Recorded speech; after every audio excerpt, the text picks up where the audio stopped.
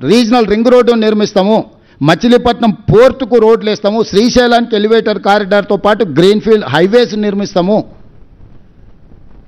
ప్రపంచంలోనే అత్యధికంగా global capability సెంటర్స్ని ఇక్కడికి తీసుకొచ్చి పెడతాము, డేటా సెంటర్స్ని ఇక్కడికి తీసుకొచ్చి పెడతాము, ఫార్మాలో పెట్టుబడులు తీసుకొస్తాము, పరిశ్రమలు తీసుకొస్తాము, ఈవీ వెహికల్స్ ఆటోమొబైల్ ఇండస్ట్రీని హైదరాబాద్ నగరానికి తీసుకొస్తాము, శాంతి భద్రతలను కాపాడతాము, గంజాయి డ్రగ్స్ను తొక్కి నారదీస్తాము.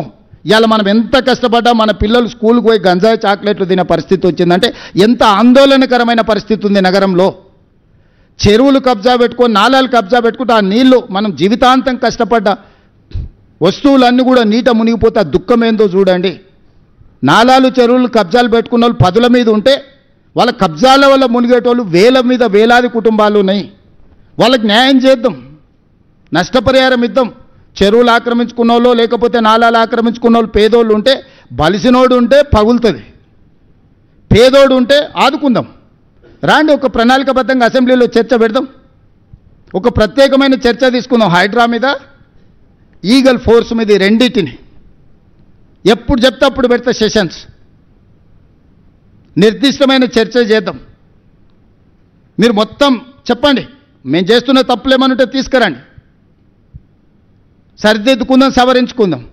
మేము చేస్తున్న మంచి పనులు మొత్తం వివరాలు తీసుకొస్తా. అంతర్జాతీయ స్థాయికి రోజు విస్తరించాలి, పోటీ పడాలి అని అంటే అభివృద్ధికి సహకరించాలి. ఇప్పటి వరకు కౌన్సిలరు, కార్పొరేటర్లు, ఎమ్మెల్యేలు, ఎమ్మెల్సీలు, ఎంపీలు, రాష్ట్రం, కేంద్రం బీజేపీ బీఆర్ఎస్కే ఇచ్చారు. ఈ ఒక్కసారి మాకు అవకాశం ఇవ్వండి. నవీన్ యాదవ్ యువకుడు, ఆ పిల్లగాడు అక్కడనే పుట్టిండు, అక్కడనే పెరిగిండు. ఆ పిల్లగాడిని రౌడీ రౌడీ అని మాట్లాడుతారు.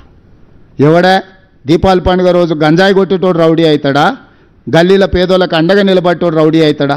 10 ఏళ్ళ సినిమా హీరోల గెస్ట్ హౌస్లల్లో నువ్వు ఎట్లా గడిపినావో లోకానికి అంతే తెలుసు.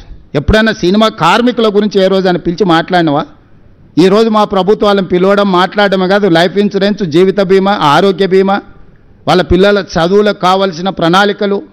రేపు సినిమా టికెట్ల ధరలు పెంచితే 20% వాళ్లకు వెల్ఫేర్ బోర్డుకి ఇస్తేనే సినిమా టికెట్ల ధరలు పెంచుతానని నేను మాట ఇచ్చిన.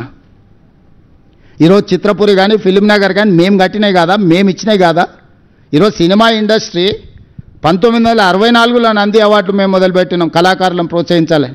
10 ఏళ్ళు నువ్వు బంధు పెడితే మళ్ళీ గద్దరన్న పేరు మీద అవార్డ్స్ ఇచ్చింది మేం కదా. ఈరోజు నంది అవార్డ్స్ నుంచి ఆస్కార్ అవార్డు వరకు తెలుగు ఫిల్మ్